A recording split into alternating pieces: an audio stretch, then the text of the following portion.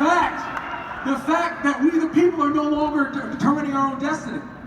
The fact that what's changing is the only way to become a U.S. Senator is to be super rich or super connected, to be a career politician. But check this out. This race started on my knees.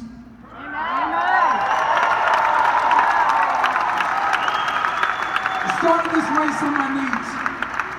And last April I said, Lord, take my life. And I had no idea what that meant at the time. But I kept walking by faith and not by sight. And we're here today. Because when you turn and face that which what scares you, then that is how we reach our destiny. We didn't get this country through socialism. We got it through sacrifice.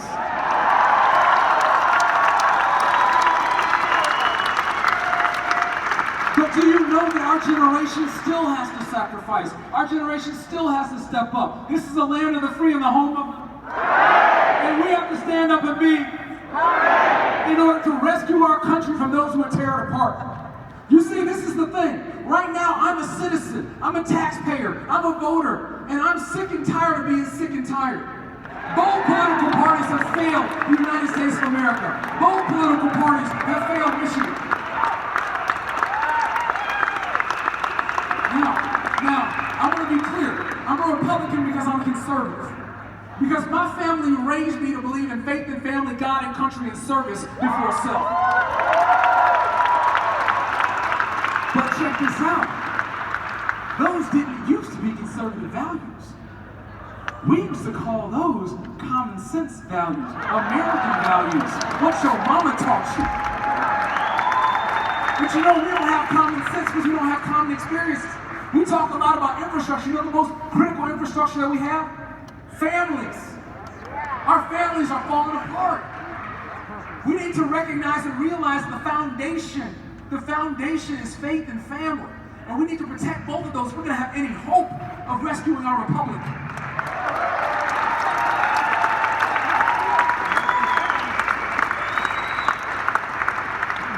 I recognize what's possible as I look around and I see thousands of my countrymen, thousands of people who believe that we deserve better, standing right here, who believe. Thank you. Thank you.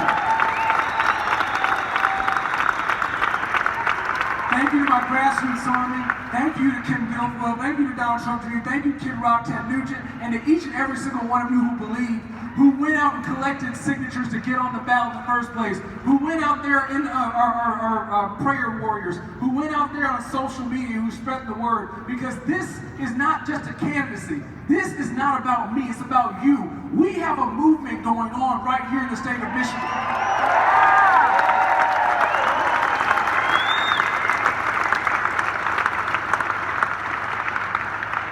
We have something very important to do in 20 days.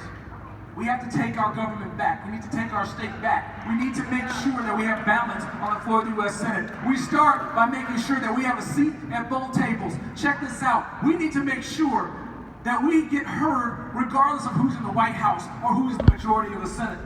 We have the opportunity to get one seat and make sure that we have some say in life. Being in the military, I didn't fight for Democrats or Republicans. I fought for... That's very important. People forget that. We have to represent folks who have different opinions than us. And that's what we're not getting out of Debbie Stabenow. She wants to represent the Democratic Party. I said she needs to represent Michiganders. She needs to represent us.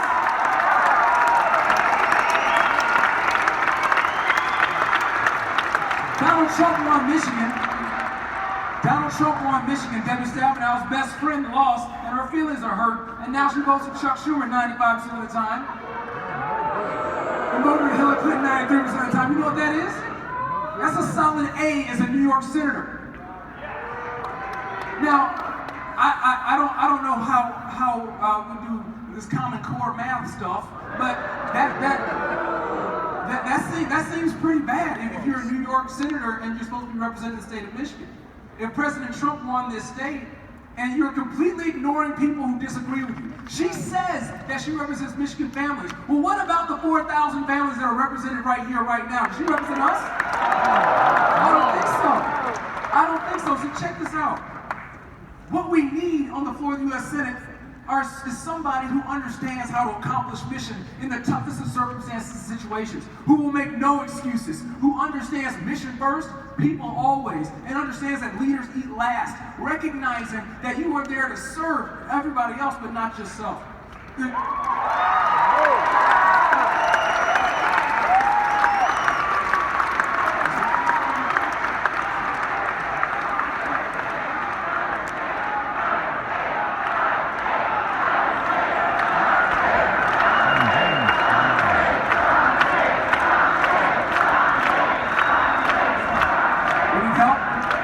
Yes, we need help right up here front.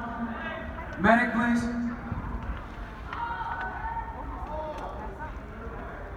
Medic, please. To the front. There is no medic. Coming.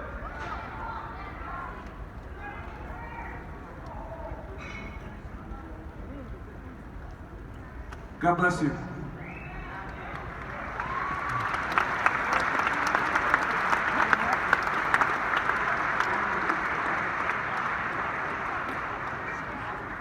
I love you.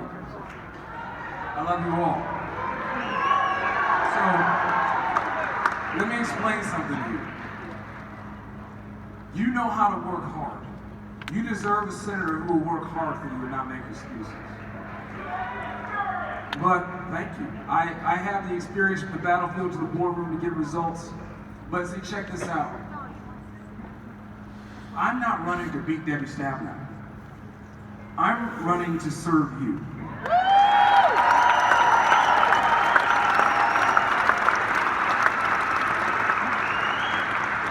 This isn't about me, it's about us. And that's the thing. I have 2 little boys and 1 on the way. I'm exceedingly blessed. And on one day that I was going out to hit the trail this past, my goodness, it might have been snow on the ground, so it might have been June in Michigan. But I try to leave early. We have a little alarm system, and so it makes a little buzz when you go out. And I think I must have stirred my youngest, Hudson, in his onesie. He walks down the hallway, and he's dragging his little blanket that reeks. It's freaking stinky. It's nasty. It's crazy, but you take it away from him, just scream bloody murder. Anyway, he has his blanket, and he's standing in the hallway just looking at me, and he's about maybe 3 at the time. And you know, he can't tell time, and he doesn't know exactly the days of the week yet. He's learning them, he gets little songs, and he's learning the days of the week. But at that time, he didn't quite know. But what he realized when he asked me a simple question, Daddy, are you taking your big bag or your little bag? He knew that his daddy was going to be gone based upon the length of time by what bag I chose to take. And so I, of course, took my little bag and I had to buy a whole new outfit. It broke my heart. But see, that's the thing. I'm not motivated by hate. I'm not motivated by hate. I don't wake up every morning and leave my beautiful wife, my 2 amazing kids with 1 on the way, to beat somebody. I'm doing it to serve all people.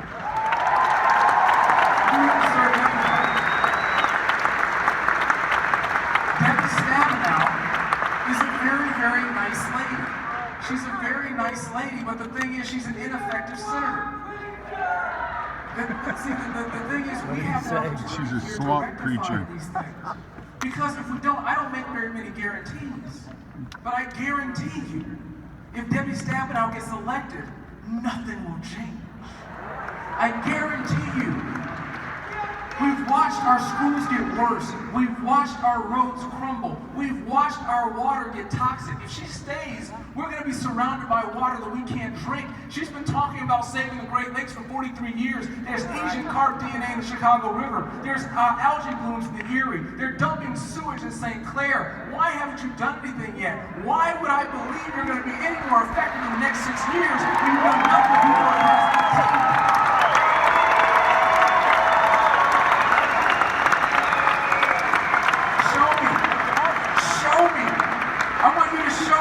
You talk about your connections and your networks and your experience. That political experience is what we don't need. When you break your promises to us every election cycle. In 2000, you said, Senator Stabenow, that you were going to fix our school system in 10 years. It's 2018, and we have the worst schools in the nation. In 2002, you said that you would lower our pharmaceutical costs, and you were in leadership for this particular role. And now it's 2018, you come out with some 11th hour legislation talking about increasing transparency, but I'll tell you what, you can't put a Band-Aid on a bullet hole. We're suffering, and she's putting money in her pocket from Bill Bush and lobbyists, and not only have our prescription drug costs now gone down, we just set a record for opioid deaths. We owe prescription opioids. She's turned her back. She's turned her back on us. But the thing is, you know whose fault that is? Everybody raise your hand. Raise your hand. Everybody raise your hand. It is our fault that she's still there. And we need to make sure that we hold her accountable for her 43 years as a career politician. 43 years, she's collected $4 million. 20 years. Our president has accomplished more in 20 months than Debbie Stabenow has accomplished in 20 years. And those are the facts. She stood up on a debate stage with me and said that she was waiting for the president to come with an infrastructure package. Well, ain't that your job, sir? She's talking about immigration reform. Well, ain't that your job, sir? Right.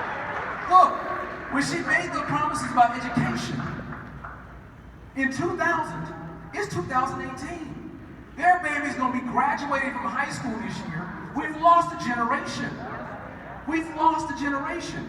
We need to get that back. And the only way to get that back is to send somebody who's done something hard before. Send somebody who's sacrificed before. Send somebody who will make no excuses for the people of the state of Michigan.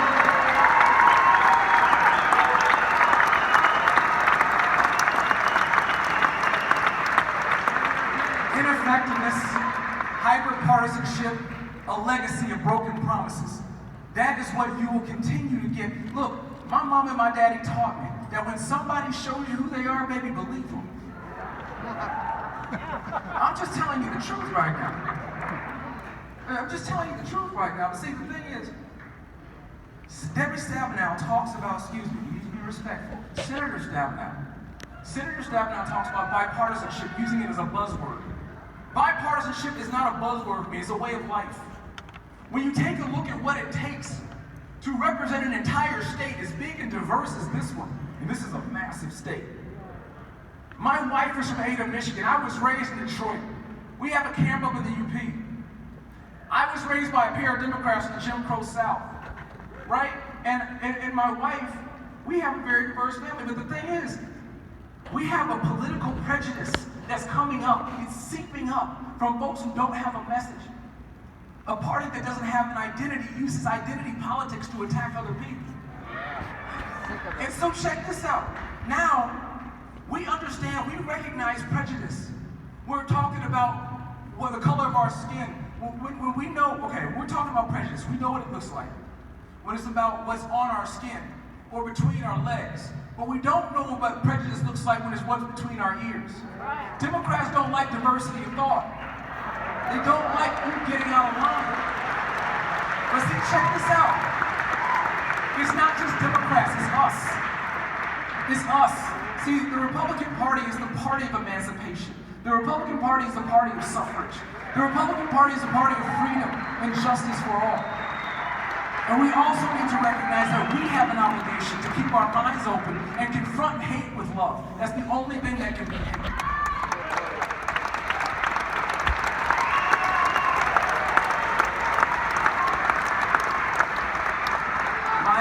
My family is very, very important to me, just like yours is. And we need to make sure that we have someone on the floor of the U.S. Senate who's going to tackle the toughest issues.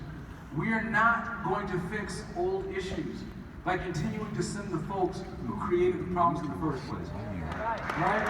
We need to tackle healthcare. We need to make sure that we have a market-based, patient-centered approach that must cover pre-existing conditions.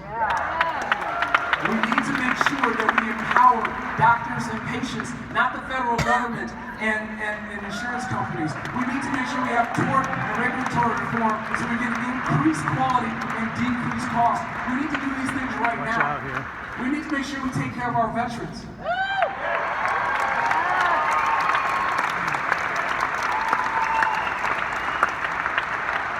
Veterans, raise your hands. Please be acknowledged. God bless you. Thank you for your service. Thank you for your service.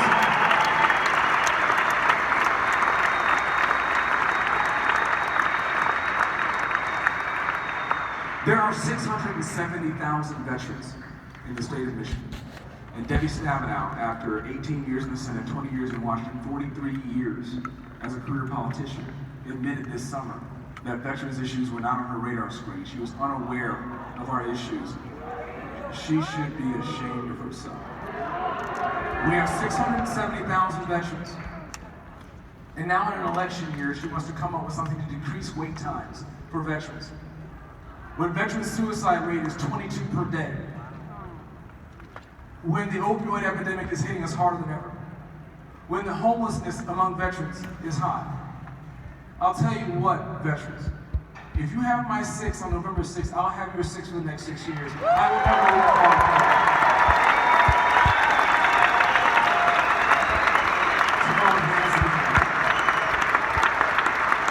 This is not a political prompt for me.